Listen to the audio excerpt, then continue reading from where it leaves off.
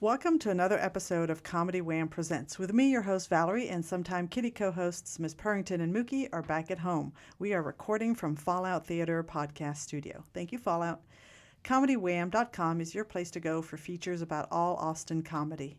In addition to podcasts, Comedy Wham brings you articles, album reviews, show reviews, our advice column, our listing of festivals from across the country and the world, our FPIA contest page, and my articles for the Austin Chronicle and thebarbedwire.com about the Austin and Texas comedy scenes. Our most popular feature is our events page for live comedy shows in Austin, Houston, and DFW, where 100% of the entries you see come from comics and producers. Click the Submit a Show button from the top of the homepage or events page to fill out the survey to get your show listed. It's free and easy. Tag us on your Instagram stories and we'll share your show promo to our followers. We also offer paid promo pushes on Instagram. Speaking of events, come check out our new passion project show, Improv Vintage, where we mix vintage vibes with improv. And you can follow at Improv Vintage for all the details on upcoming shows. Want to support these resources we provide? You can donate to Comedy Wham on PayPal, Venmo, or even Patreon. Click the Support CW icon on our homepage to see the ways that you can help us. Our podcast was launched in 2016 to bring you funny people and their stories. As a fan, I like to delve into a comic's background and motivations and will usually take a detour along the way. Consider the interview a way for you to get to know the folks that make the Austin comedy scene one of the best in the country. If you like this podcast, please rate and review us. Today, we are talking to, I have one bullet point, a finalist in the 2025 Cap City Comedy Club Funniest Person in Austin contest. The second bullet point was, damn it, there's another famous person named Rafael Cruz that kept coming up in the friggin' Google search. And now Comedy Wham presents the best Rafael Cruz. Thank you. It's funny you say that. I feel I want to be the most famous Rafael Cruz. Yes, I want you to be. I don't have to be that big, but I just want to be the first Google show. Yes, that would be cool. Yes. That wolf in sheep's clothing, took on another name, but he still comes up with all the Google searches. Wow. So, yeah, it was crazy. We'll get there one day. Yeah. I'm really rooting for you. I appreciate that.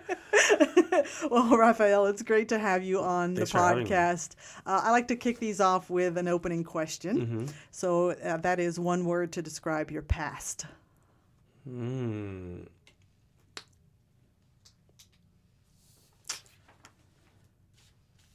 that's tough. One word to describe my past. I would say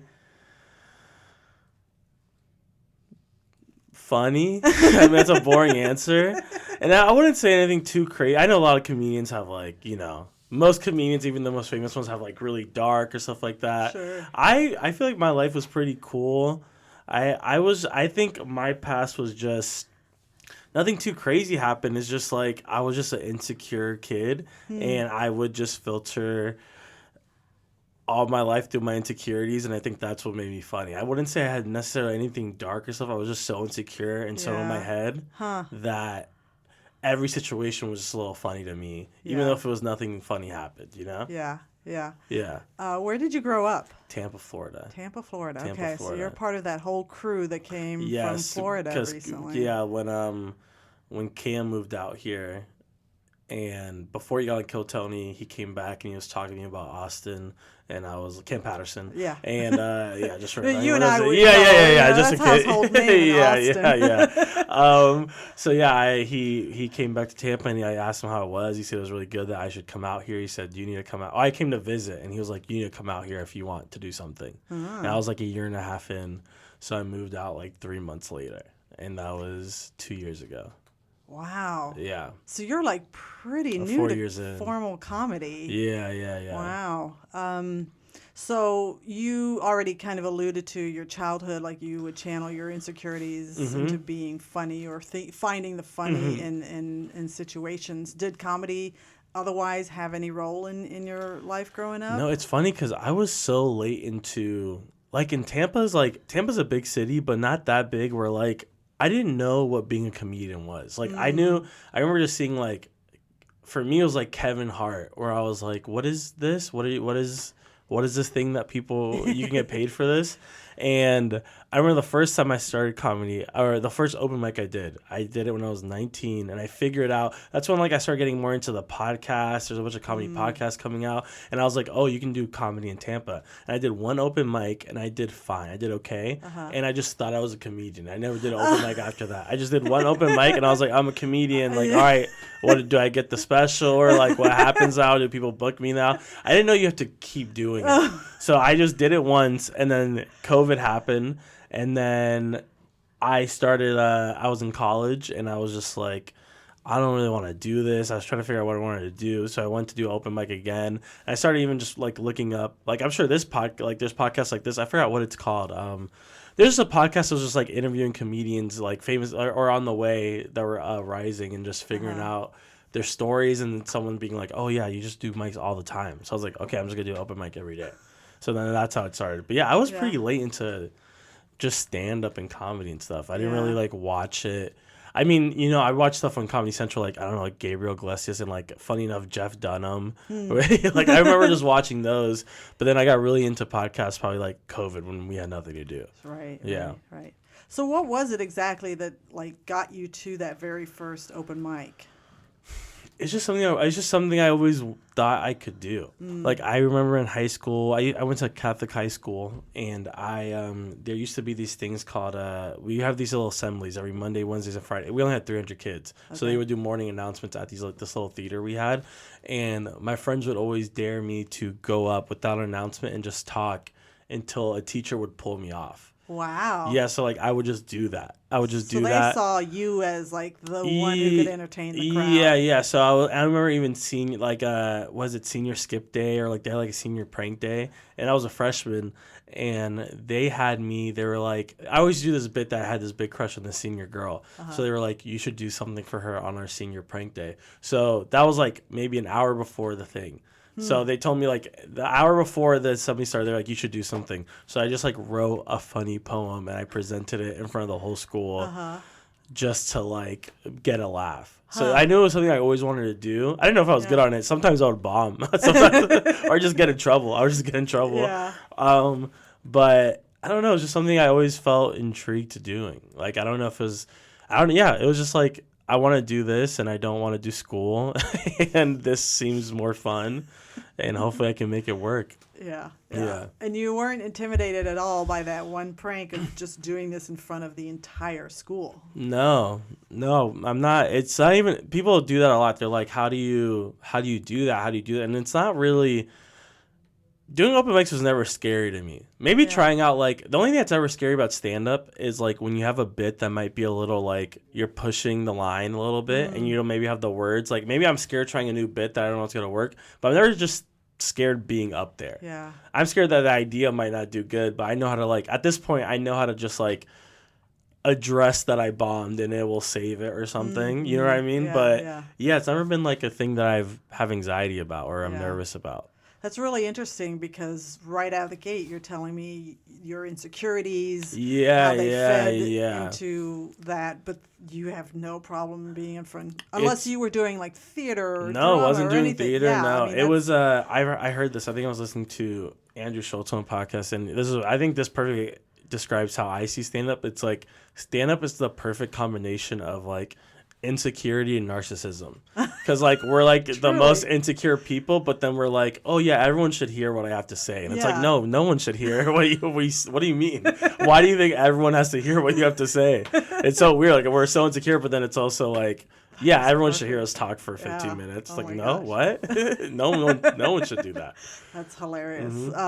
Okay, so tell me, how did you even find, given that you really didn't, you thought, you go up once and you're officially a comic, how did you even find the open mic? So I was just like, I remember just looking up open mics in Tampa, and Side Splitters had, it's like the main club in Tampa. Love that club. If you're in Tampa, you should go.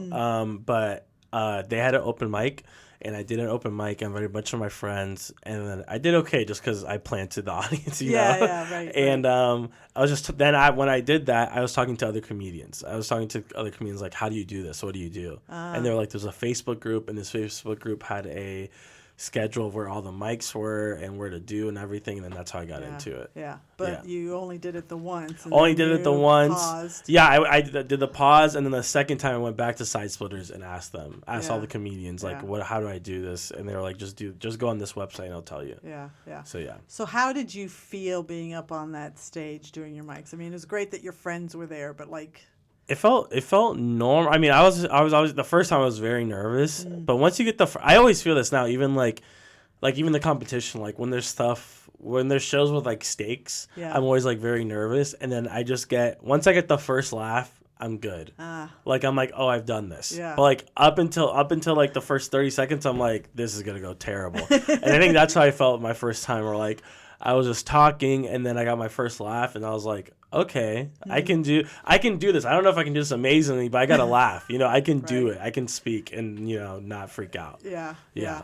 And are you a prolific writer when it comes to your stand-up, or do you got these ideas feeding from that? I'm sorry I keep going back to it, but it's such an interesting thing. No. Yeah. Insecurities, and feed that into... Yeah, so when I first started out, I would write a lot. And now I will always carry like one of these. Well, thank you for this notebook. It's big. I will always carry a little notebook now, and I'll just like write down an idea, and I will kind of riff on stage a little bit, and then I will listen to a voice recording and then write from there. So I kind of like the idea of just like, let's just see where this goes, and just trying to be in a flow, and then I'll write. I'll do both. That's smart. Yeah. But because at first I think I was so like a slave to whatever I wrote. You know what I mean? And I have to deliver the word A right here. Yeah. And eventually you get there. Eventually a bit works where you're like, okay, I need to take a pause there, but sometimes I kind of want to just like, let's just see what happens. Yeah. It's okay if it doesn't work. And I'll just fix it, and I'll just write like other times. Because like, I think that's the best way to write. Because like, I don't know, you'll see your friend doing a joke, and then you'll be like, oh, this is a funny idea. Mm-hmm. And just listening to yourself do that, I think I have the same thought process. Or like, I pretend like I'm listening to someone else. It's just me. And I'm like, oh, this is if you do that, if you do this. Yeah. What did it take for you to pivot to that, less of the, writing every single word, to starting to basically trust yourself on stage to be able to work something out before committing it to... I think that I was getting, with the jokes that were working, or even like with the new jokes after like maybe a 2 years in, I was starting to realize like the jokes that were working, I was doing it so... I was kind of like cocky about why it would work. I'm like, oh, I know it works. And even new jokes, I would do that. And I just kind of wanted to throw myself into the fire a little bit and just see what would happen. And I started liking it more, even though I would say when I first started, it was a big fail rate. It wasn't like I started off funny. Like it was just like, oh, maybe I shouldn't do this. Maybe I should just write. But no, it was tough. And also it was tough here because when I was 2 years in, I moved out here, and you don't want to start doing new jokes when you don't know anybody in the scene. I mean, I knew Cam Patterson, but he can only do so much. He could put me in the rooms, but when I'm on stage, he can't help me. So like so I think that's what I got tired of, because I was like, for the first like, I want to say like 5-6 months, I was just doing stuff that I knew that worked. You know what I mean? Just because I want to impress people. Right. I don't want to try any new jokes. Then after 6 months, I got so tired of that, and I had ideas, but I was so scared to do no ideas. Because also like in Tampa open mics, audience go to open mics in Tampa. You know what I mean? That's like a big, I don't know. That was a big thing where like in Tampa, like on a Monday, there'll be 20 to 30 people at an open mic. Wow. We had this place called The Gimmick. Or like on a Wednesday, there would be this brewery that had 15 people, or at least 10 people minimum would be at an open mic. That was like normal. When I came out here, you do open mics, there's no one there. There's just comedians. And it's also like at a certain point, it's like, what am I learning from this if I'm just doing stand-up for comedians? Mm-hmm. So the only times you can try out jokes are in just real shows where people pay for it, Yeah. So for the first 6 months, I was just doing the 10 minutes that I knew would just work, and I wasn't doing anything new. And then I think that's what I got so tired of that, and I just was like, I need to do something different. Once I got comfortable, once I was like in at one place, East Austin Comedy, if you guys haven't been there, it's a great club. I love that club. I got in there and I started feeling like, okay, like people know me, people know I'm funny. Now let's get weird. Let's do something. Doors open. Yeah. I want to go back to something, because I think it's really important, especially for those people that are coming in from other scenes, that you had kind of that person that would help you navigate the scene.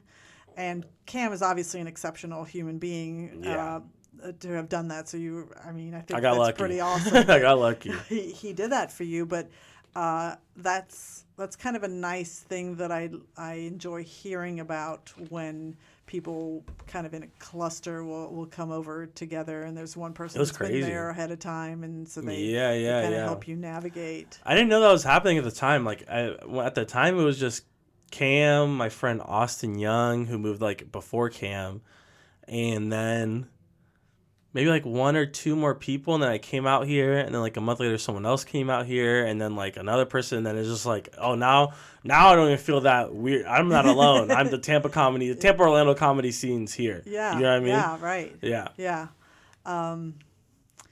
So you had somebody who helped you kind of navigate the scene. Had you always lived in Tampa up Always until lived that in point? Tampa, yeah. So was it a little bit intimidating, or did you kind of let the fact that you knew somebody who could help you navigate,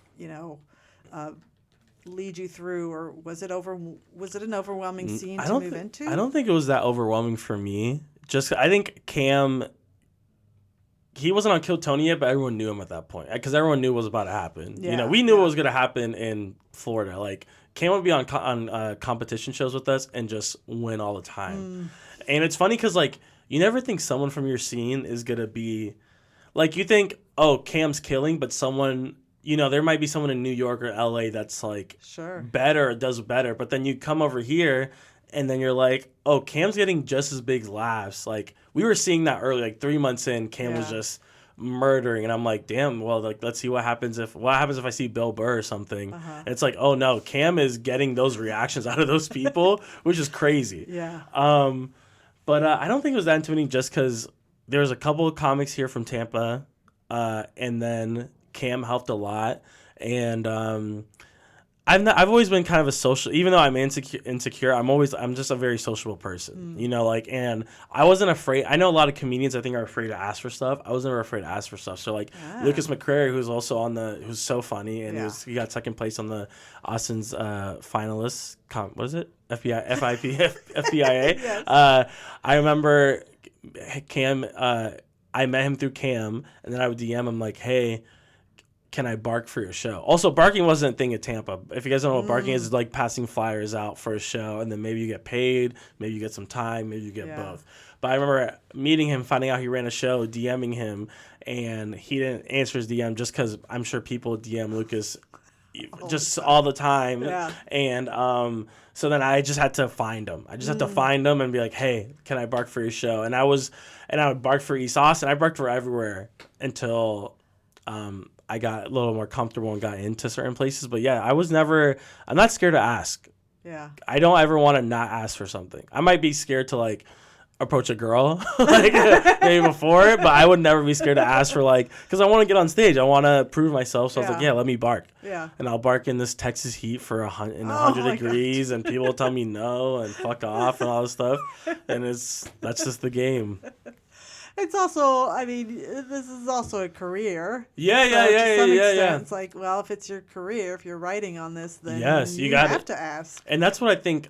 I remember moving in with a group of people, and those people like just kind of fading out like 6 months in, because everybody just thought, oh, I'm going to do what Casey Rock. I'm going to move here. I'm going to get on Kill Tony and blow up. And then it's not that easy, or you don't get picked on Kill Tony, and the mics are, no one goes to the mics, and you can just kind of get into this void. It's funny because like in Austin comedy, there's like a bunch of different, like, not cliques, but like you can just do... there's some people that just do the mothership and they don't do other shows. Or there's some people that just do this place or just do that place. Like you can get lost in just how big it is. Or like I know there's that other, I want to say Cold Town. Like Cold Town's a theater. Like I just found out about it and I was like, I don't, there's so many things like you can everyone has their own little groups, and it's easy just to get lost in the, I'm just going to do Kill Tony and just try to do Kill Tony, or I'm just going to do the mothership mic, or I'm just going to do this place. Like you really have to just like you got to go everywhere. Yeah. And some people get lost and just like, well, I think those people, when I started with them, they were like, oh, I'm going to do Kill Tony. I'm going to make it, blah, blah, blah. I'm not going to bark. I can't bark. Like, especially because, you've been doing comedy at your Nashville or whatever for 6 years and you're the guy there. You come out here and no one knows you and you don't want to bark. And I kind of felt that in the beginning first. I was like, I don't want to bark. Yeah. But I was like, oh, I need to bark. Yeah. Like, that's how I need to do this. And now I'm not barking that much. Or I'm not barking at all now. And that only just it was like 6 months. And that's fine. Like, you just have to play the game. And it gets you indoors with people. And it's just like a good opportunity. Yeah. It's, having this conversation with you, it's like, oh my God, there's so many things that people really need to realize about comedy and comedy in Austin. Yeah. That there are a lot of different, not only venues, but little worlds. Little worlds. Yeah. This is its own little world, Some people don't even know about this. Yeah. And it's a great venue. I love this venue. Yeah. Owned by comics and that's performers, the best one. So, they kind of know the drill. And for people to I was a guest on a podcast talking about the Austin comedy scene recently, and one of the things that, if I'm ever asked about the Austin comedy scene, invariably I'm going to bring up Casey Rocket. Yes. I was, lucky enough to book him on this podcast before the big blow up. And one of the things that I point to about Casey is, yes, he did achieve some big things because of Kill Tony, but he was not afraid to work every venue in town. I remember coming to see him here. I had a stand-up show for a while. He did my show, and that's a lesson for people to realize is, don't pigeonhole yourself and don't think that you're too good because you were number one in whatever scene, and now you're here. Yeah. There's a ton of number ones from other scenes that have all moved here. And number ones that we don't even know yet. Someone that just moved here, that's going to be... Yeah. And people, I remember I wasn't there when Casey was on his way up, but I know a bunch of my friends know Casey, and they were like, yo, at open mics, Casey would just bomb. And he's just figuring it out. And, like, he just had to keep going. And then now he's, like, one of the most creative, just different comedians. And it's so fun just to watch him. Yeah. The work ethic that he demonstrated is like, okay, that he's a great example, and it doesn't happen overnight. Yeah, no. So, So, congratulations to you for realizing that, okay, I'm back, I'm low man on the totem pole now, but if I put in the work and the effort and keep asking, keep annoying people. Yes, keep annoying people until they realize how great and funny you are. Okay, let's pivot to so you ended up becoming like somebody that consistently performed at East Austin Comedy Club.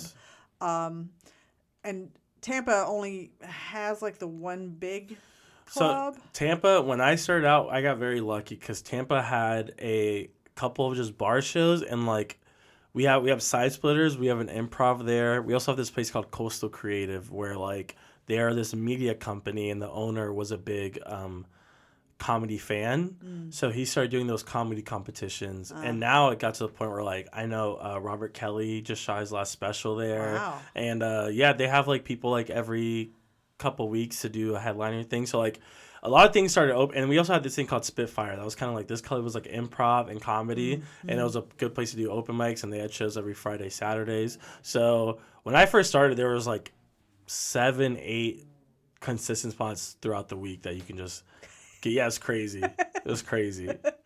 Compared to a night. Yeah. It was crazy.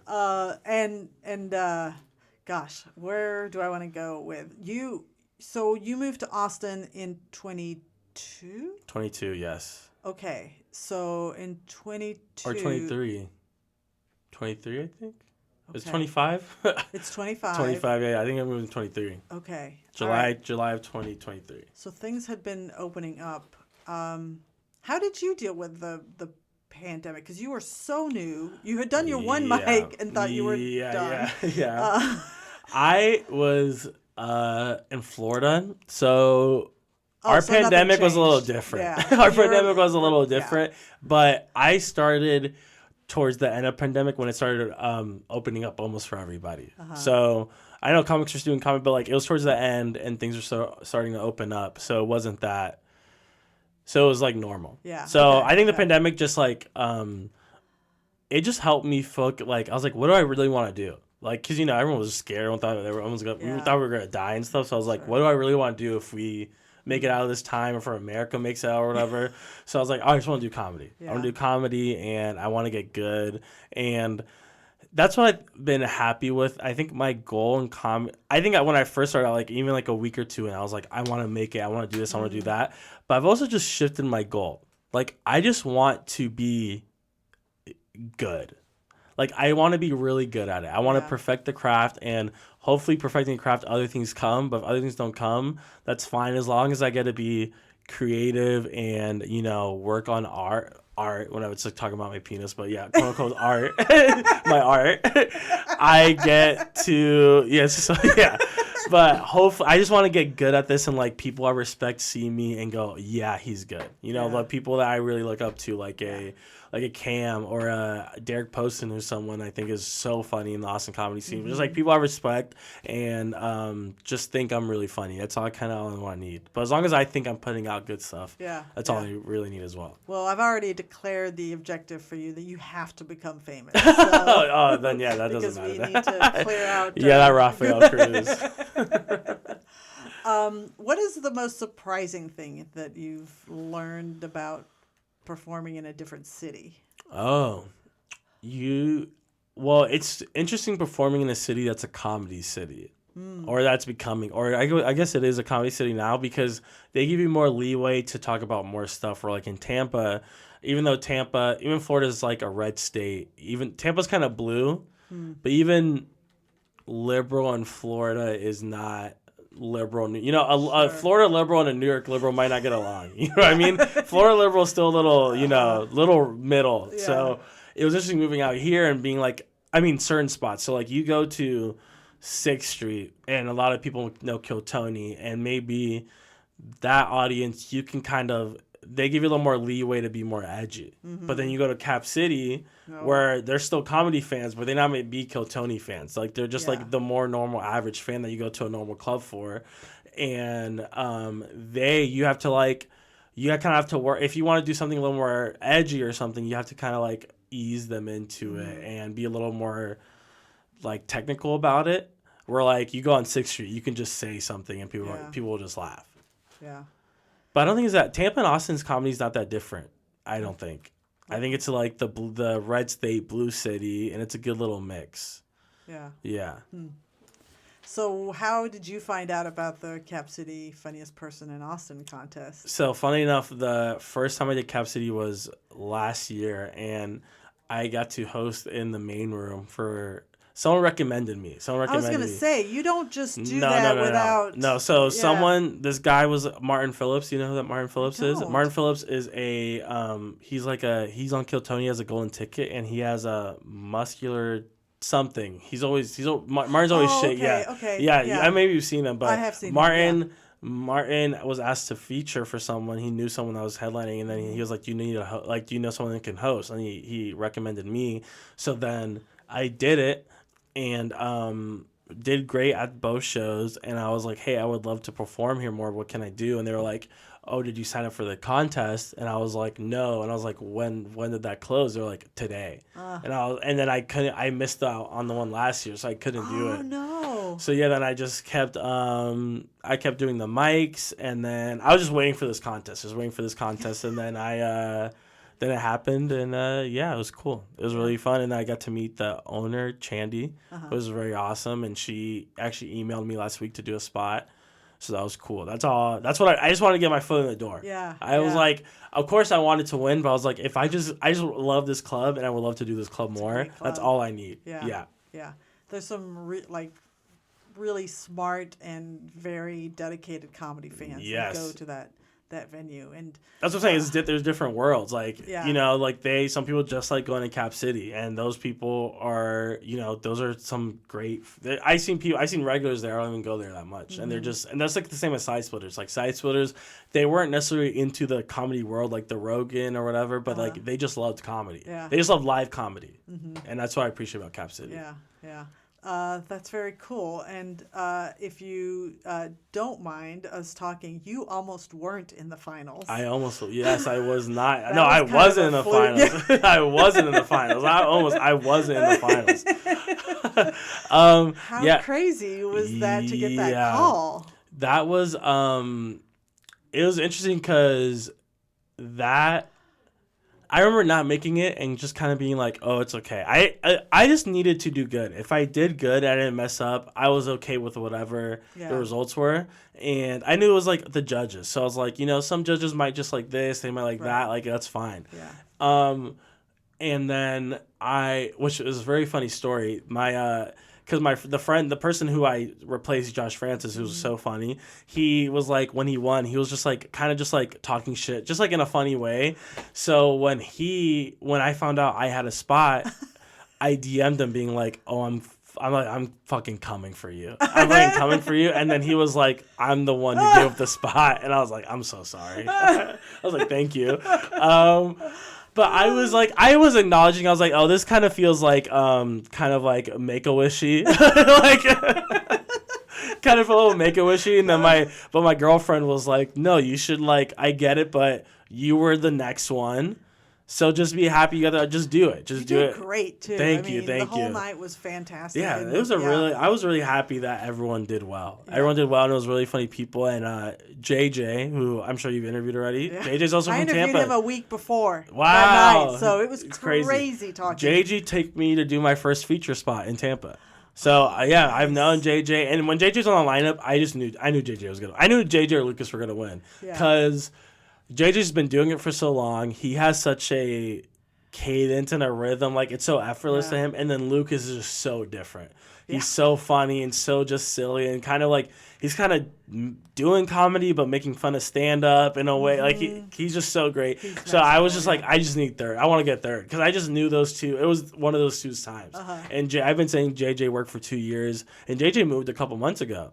Yeah, JJ came out. Yeah, so JJ, I just knew JJ was going to be top 3 because I know JJ's just so funny, so cool, and it was just so cool to see him get that. And it's just crazy. Yeah, JJ took me to my first, featured me to this place in Ocala where it's like a taco place, and there's a bunch of college kids, and it was a really good spot. And it's just crazy. I'm really happy for him. Yeah. That was. But it was a fluke. It was a fluke, but I am happy that I got the opportunity, and it was cool. Yeah. And you seem like such a positive, optimistic person. I could see somebody else thinking, oh, well, I didn't make the first cut, and now here I am, and kind of in their head and letting that kind of drive them. I think for the first hour, I thought that. And then, I was talking to my girlfriend, and then it kind of got me like, okay,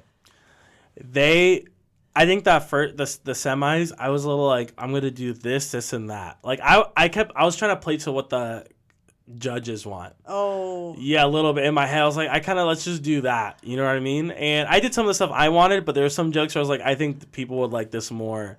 And I did really good, but, the judges just didn't pick me, which is fine. Yeah. So then that time I was like, okay, I'm just going to do what I want, and I'm just going to have a good set. All I wanted to do is have a good set. I want Chandy to see me. That's all. I just want Chandy to see me. I want the audience to laugh, and that's all I want. And if I get first, second, or third, that's awesome, but I just need to perform. I just need to do me. So then that's all I did, and I felt really good about it. Yeah. I felt really good about it. Yeah. It was a fire set for sure. Thank you. And and I think just to pick on something you said, I don't know how it works, but humans can sense when you're trying to do something a little bit manipulated. I agree. Or manipulative. Mm-hmm. And I think you made the right decision to just do stuff that you would enjoy, that you'd have fun with, because it's so subjective. Yeah. Anybody could have won that night. Yeah, I agree. Everybody was on their game. Everyone killed it, yeah. And if you're not having fun up there, I mean... I agree. don't know. I agree. That's why, like, I think something I've learned about myself is I'm not the like, I would say JJ's like this. JJ's very like he's like set up punch. He's very quick. He's always stacking stuff up. And sometimes I kind of just like to build the tension and let things breathe. Like sometimes it'll be 40 seconds before a joke hits. But when that joke hits, I want it to have a big pop. Yeah. Like I'm okay with just silence. I know a lot of comedians don't like that, but I'm okay with just like, let's just build into it and let me like, because I think I've always heard something I think I heard a long time ago was just like, sometimes you have to like cut fat for a joke to work. Like sometimes you have like a bunch of personal stuff and sometimes it works, you know, you cut a bunch of fat, but something I also heard was like, sometimes you cut too much fat, there's not enough flavor. So sometimes you cut the fat and like, there's not enough of your personality that comes in. You know what I mean? Like, even though someone like a Mark Norman is someone that just, you know, he's very like or like Jeselnik, Anthony Jeselnik, where they're just like punchy. Like I respect that. I could never do that. I could never do that because it seems so robot for me. Not saying it's for them, but for me it seems so robotic. Where like I need to like. That's also why it helps to just write the idea and just try it out on stage. Or like I kind of want to just flow a little more. And I think the audience members, if it feels a little more natural, they're a little more invested sometimes. Yeah. Okay, we're going to take a little pause break here to play this card game. It's called Where Should We Begin? And it's this world-famous Esther Perel psychologist. And so these are all just prompts, basically. Okay, cool. So you're going to point to one of these two cards. Go ahead and point. Okay, so I'm going to read this one to you after you read that one to me to answer. So that's our little card game. The kindest thing anyone has ever done for me. Ooh. So you answer that one. Yeah, I answer this one. This would Unless be tough you for really me. want. No, really? This would be tough for me. People do not like me. What? No, I'm kidding. I don't believe that for a moment. Oh man, I'm old. So there's a lot of people have done kind things for me. Yeah. Gosh, I've ended up on some crazy lists where people will offer really famous comics for me to talk to. That's so that's awesome. kind of like, okay, that's pretty nice. Yeah. To be honest, this podcast isn't getting the numbers that Kill Tony or Bad Friends is getting. Yeah. So, Bad Friends is a fun podcast. Yeah. Probably, not to bring the room down, but I lost my mom earlier this year, and just the amount of kindness that people needed. Gave me was like, oh, that feels good, because it's really like a big blow when you lose a for sure. and, Sorry for your loss. yeah, thank you. But I'm happy to hear that people were there for you and nice and that energy. Yeah. Like, it's just crazy that helps that much. Just someone just being there for you. They don't have to say anything. Just being there and just showing up. That's like important. Yeah. Yeah. And offering little things like, let me buy you dinner. Let me deliver some groceries to you. That's awesome. It's a great support system. Yeah.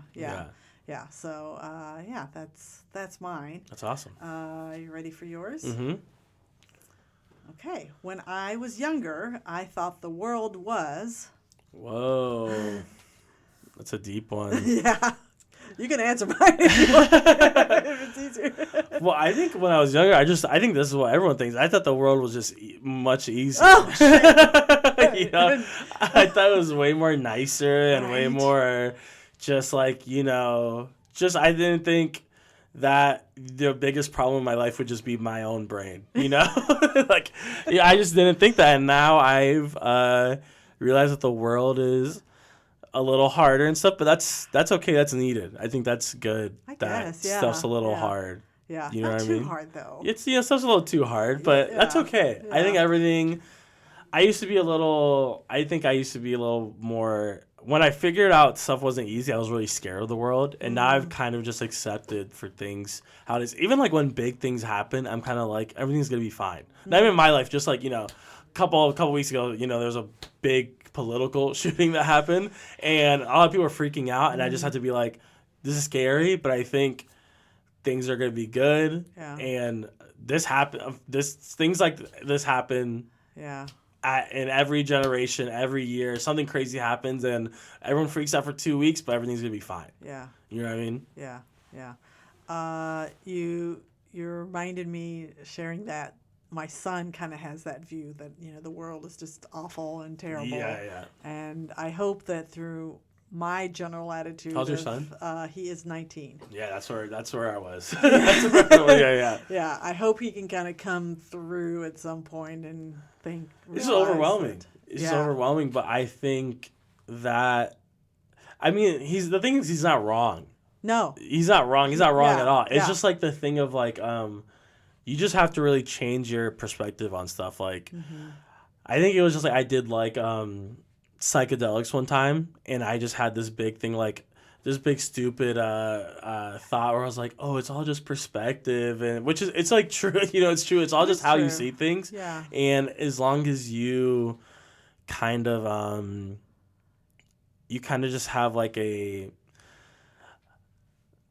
you don't necessarily have to have a positive outlook on stuff. You just have to know that everything's like okay. That's how I feel. Yeah. You know what I mean? Yeah. Like even like a couple weeks ago, funny story, my car got broken into. No. Car got at my girlfriend's apartment, and I had a air tag in my wallet, and I found out that it was a someone on 6th Street. It was a homeless person, because everything they went to, it was like a food shelter thing that they were passing out food. And I went down to try to look for the person, and my girlfriend the whole time was so stressed for me. When she found out my car got broken, she was like, do you need anything? Do you need to do you need me to come? Do you need me to come help? And I was like, everything's fine. Like, it's just like, I get it. He took it because he thinks he needs it, or he does need it. Not that he thinks he needs it, but he thinks he needs to break into a car to get it. Yeah. And I understand that. And if I do find him, I honestly just want the ID. Like, I'll just close my cards. I just want my ID, so I don't want to go to the DMV. Yeah. That's really what I want.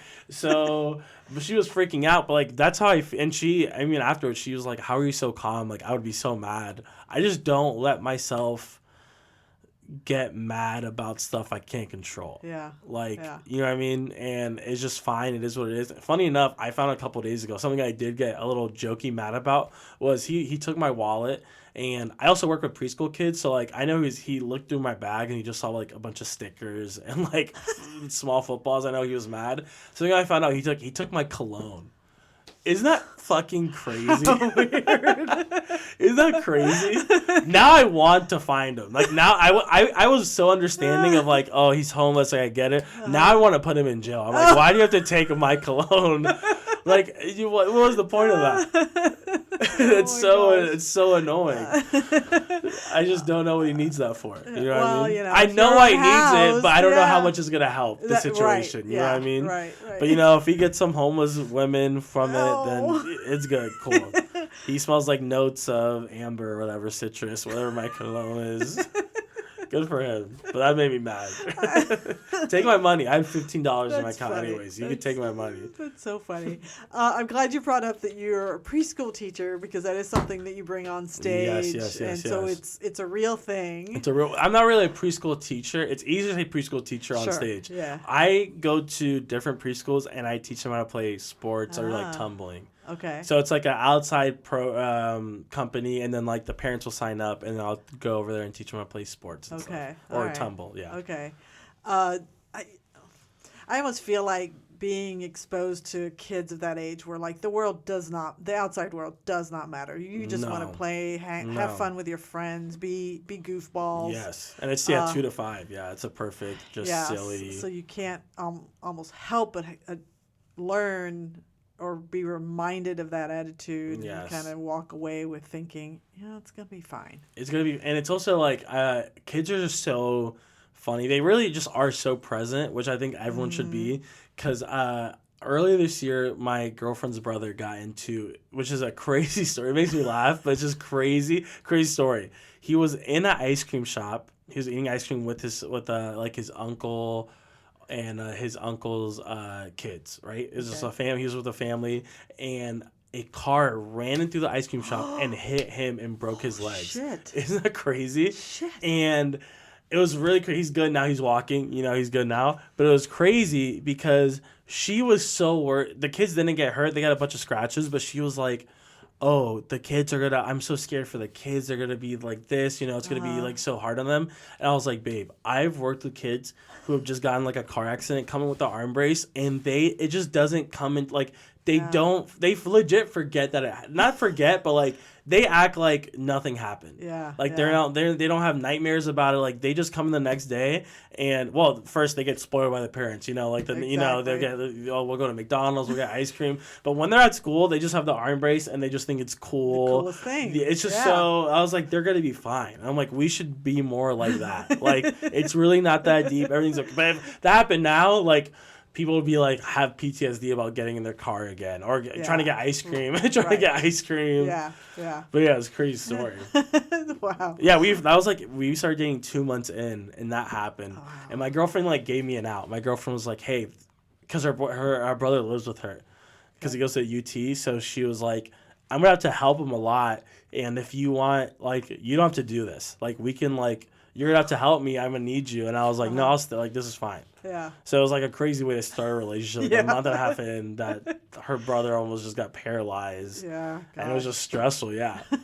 Your girlfriend sounds awesome from she's all amazing. the things you've she's said amazing. so far. And yeah, and she's also amazing because she's giving me like 5 new minutes. So that's like the best thing if I got the nice kindest thing anyone's ever done for me, she's giving me like 5 new minutes, and I was in a little writing slump, so that was good. That's great. Does she know that? Oh, she knows. She knows.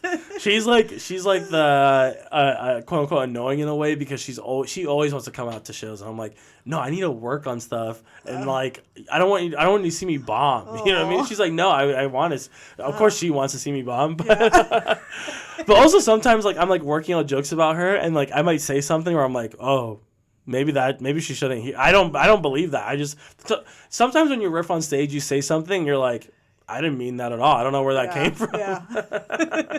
Did she get to watch you hosting for JJ that weekend? Yes, and no, she didn't see me. She came to the final. She came to every one of the. Oh, she came to the. Yeah, she came to every single one of them. So she was there. Yeah. That's awesome. Yeah. That show where you were the host and JJ got the headline. That was a great show. Oh, you were at the show? Yeah. The Friday one or Saturday one? I think Saturday. Who's on? Was Jordan J on the lineup too, or was?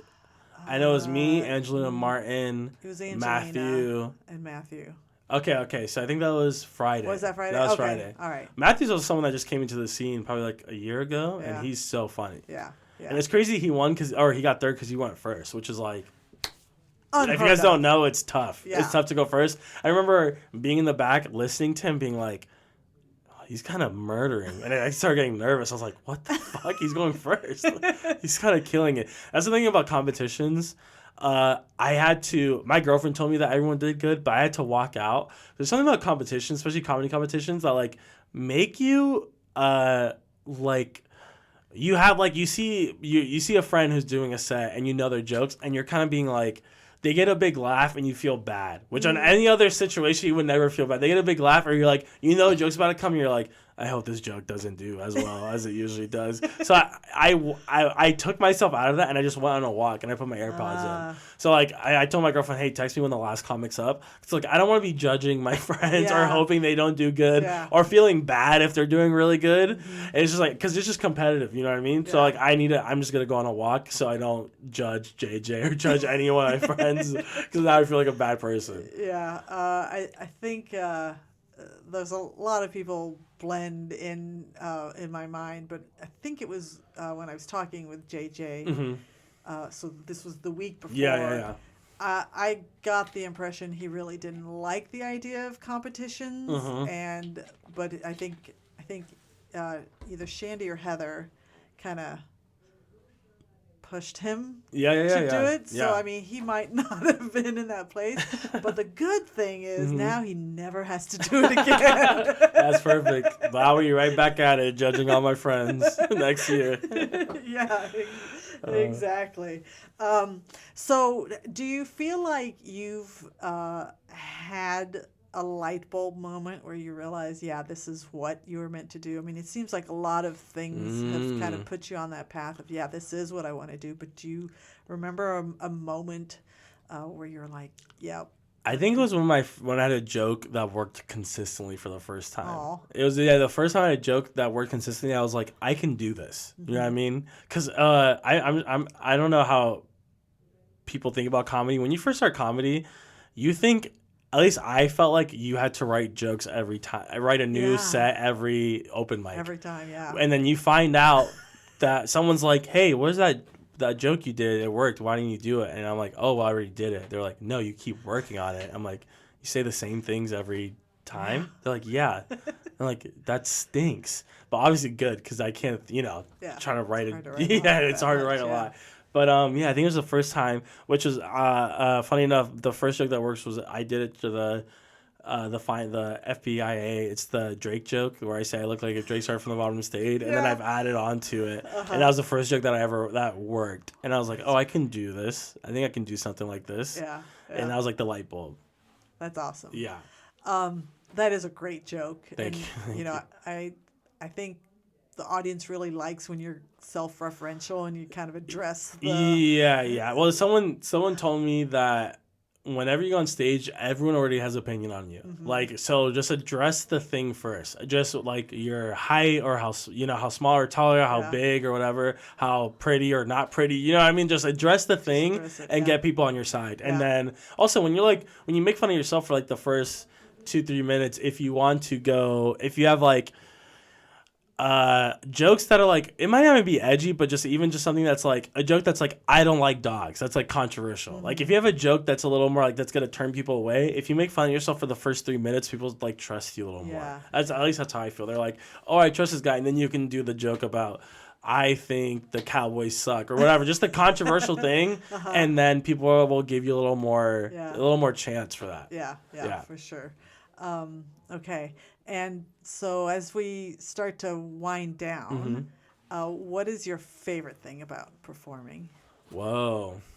I just like the fact that, at least when I do good, I like that when I can get someone to forget about all like the bullshit that's going on throughout their day and just make them laugh for like 10 minutes or, you know what I mean? Just like get them out of their head, you know what I mean? And just let them laugh. That's like a big thing. That's like why I watch stuff. That's why I watch comedy, you know what I mean? Just to like, well, now I watch it for a little, like, I'm like a comedy nerd now and I'm like looking at all the technical stuff. But when I've watched it before, it's just like get out of my head and laugh. Yeah. And hopefully I can do that for people consistently. Yeah. You know what I mean? Yeah. Sometimes I don't. But also that's getting them out of their head. My joke might be so bad that they're not thinking about their bad life. That they're like making fun of me, which that's also good. That's okay. Yeah. And I shouldn't end on a negative, but what's the least favorite thing? No, you can end on a negative. My least favorite thing about performing performing. My least favorite thing about performing is, I think, I kind of want to get out of the like, I want to. Sometimes there's like, I'm like, okay, I'm gonna try out these jokes, and like it's like a full crowd and they're really good, or like there's someone on the show that like I kind of want to impress, or like there's someone that maybe that have a name. I'm like, oh, what happens if they see me? I don't want to try new shit. Yeah. And it's like I want to be a little more free and just be like, it doesn't matter what the case, what the situation is. I have a plan that I'm going to stick to. I'm going to do what I'm going to do. I'm going to do these jokes. Yeah. And that goes for like the competition. That goes for like the Comedy Mothership open mic. That goes for, I just want to be a little more fearless and just be more free. You know what I mean? Mm-hmm. And I'm not there yet. I'm getting there, but hopefully I can get there. Yeah.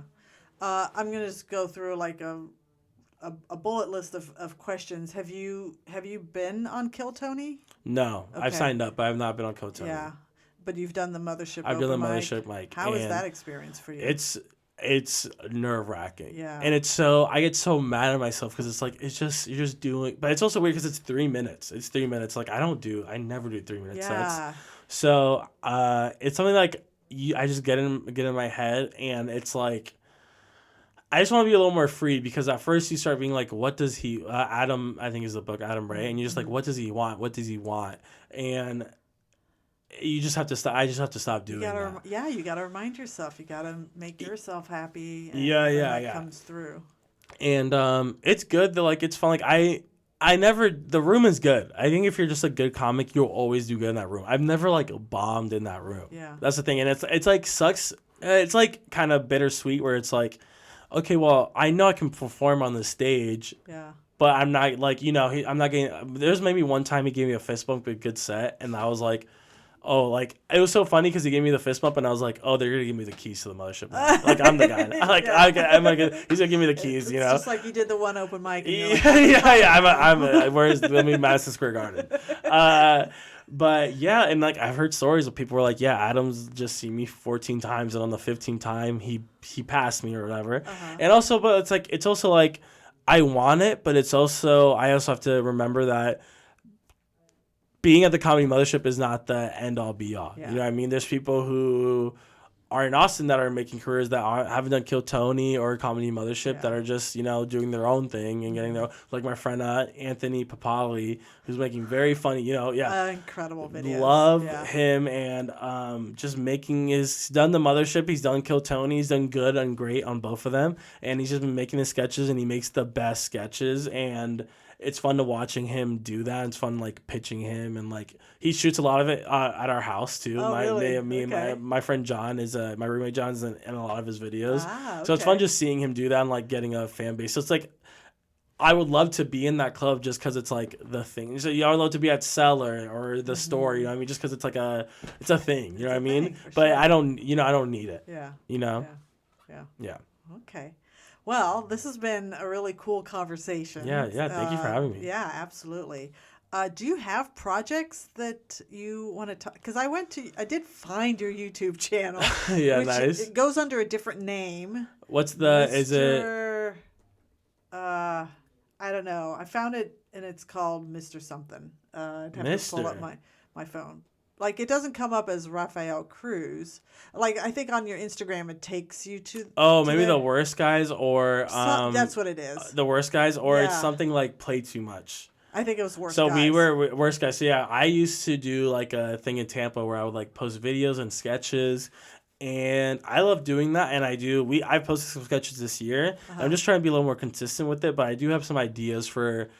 sketches, and I just got the tape for FPIA, and I might I don't know if I'm gonna post that or just clip it up, but I have a bunch of ideas, and I just kind of I think a lot of people right now are especially comics who are starting new, are so focused on getting famous and stuff, where I kind of just want to, like I told you, I just want to get good, and then I'm okay with not being unknown for a little bit. You know what I mean? And if I have an idea, I kind of have I just want to pitch it to you. I kind of thought of a sketch the other day of you know how people are they ask you hypotheticals and they're like, hey, gun to your head, would you you want to get Chipotle or you want to get Chick-fil-A, right? And some people are like, I don't know.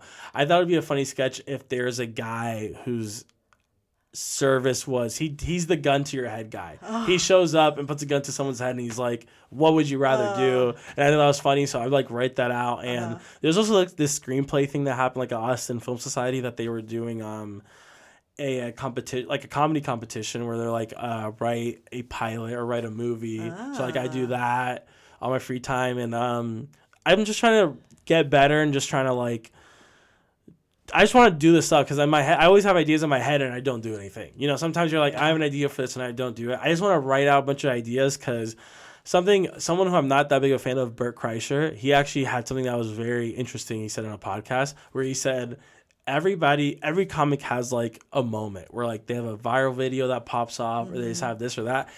But some comics don't have stuff to back it up. Right. You know what I mean? You have that one video that pops off and then someone scrolls to your page and there's nothing there. Yep. And that was a thing that one of my favorite comics, the one that got me into not comedy, but who inspired me to start doing it, was Andrew Schultz, who was putting out a bunch of stuff during the pandemic, where he was putting out 5 a new joke a week.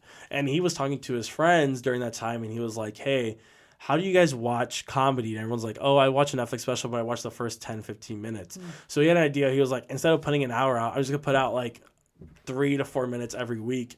And you've been through social media rabbit holes where sometimes you're on YouTube, you watch a video and you just go through that whole person's videos. And now people just watch 3 hours of him because they watch a bunch of 5-minute clips, but no one would watch a whole 1 hour video. Yeah. So I'm just interested on what the next thing is in comedy and just trying to be ready for that. Yeah. You know what I mean? So I just want to get good. I want to have like clips prepared, and like I'll have some sketches, but the next, you just come see me do a show and bomb or maybe be good, and that's the next thing. And hopefully I can I'll start putting stuff out too. But stand-up's my main focus right now. Well, if you have a sketch, there's actually a show here at Fallout Theater called The Floor is Lava, and they take community submissions. Whoa. So if, I guess it depends on, do you care if you're in the sketch?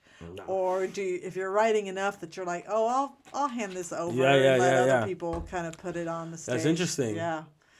And the small theaters are great for that because there's sketch, there's stand-up, there's improv, of course. Yeah. But they're all kind of getting into. That's interesting. I'm going to have to look into that. Yeah. I'll have to look into that. Yeah.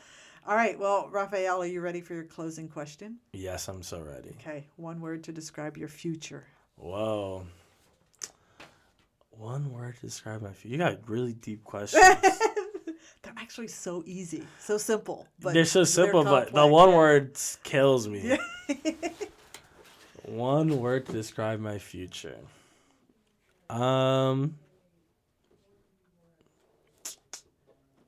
Hopeful? Excited? Hopeful? I'll say hopeful. Okay. Hopeful. I think that's good. Yeah.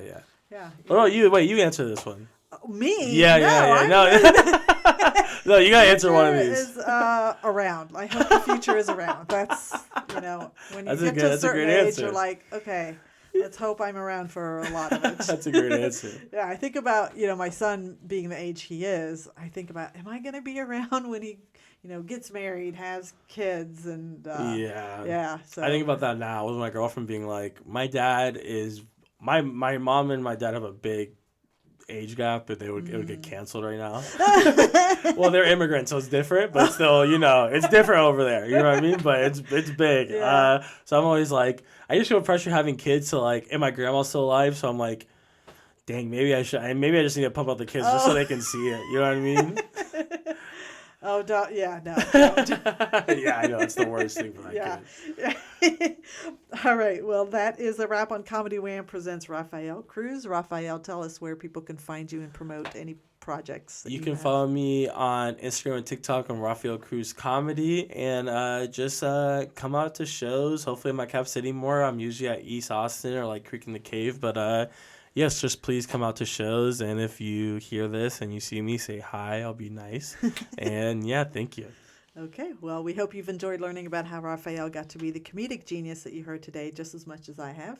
This has been Comedy Wham presents Rafael Cruz. I'm Valerie, and that's been funny. Thank you, Rafael. Thank you. This was awesome.